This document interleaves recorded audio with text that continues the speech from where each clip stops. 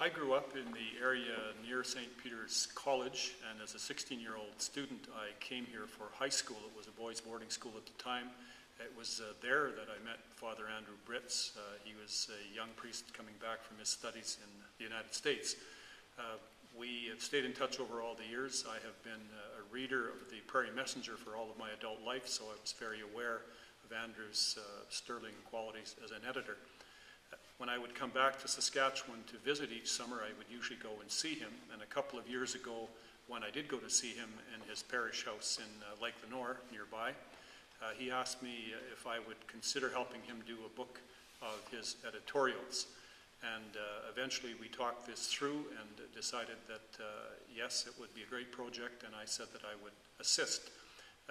He and some very capable people chose from among about 2,000 editorials that he'd written over a period of 21 years and sent this big batch to me, much reduced, and then I began to work away on them, making choices always in consultation and concert with Andrew.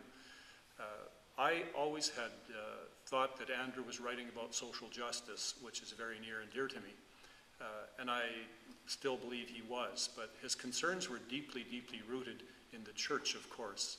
And what really impressed me was his idea always that the church really should be at the service of the world and at the service of humanity in whatever form that should take.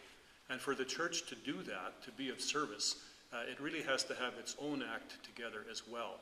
It can't be a kind of place run by just a few people and then talk about helping all the other people. It has to be a very participatory place in which the gifts of everyone are valued, whether they be lay people who make up about 98 or 99% of the church, whether it be women who are often marginalized, and certainly the poor, especially the poor. If the church is going to be of service, they are the people who really need it most.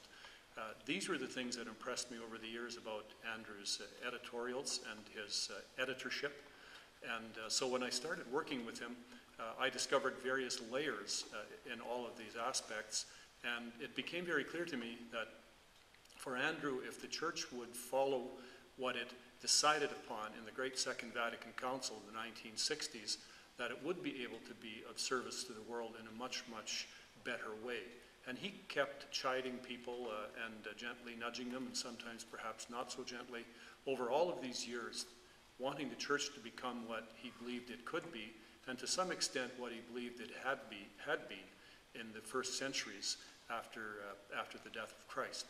So the project took off a couple of years ago in 2008, and we really worked on it in late 2009 into 2010. The book is out. I'm very pleased with it, and I'm extremely pleased that Andrew has this record of the great work that he's done.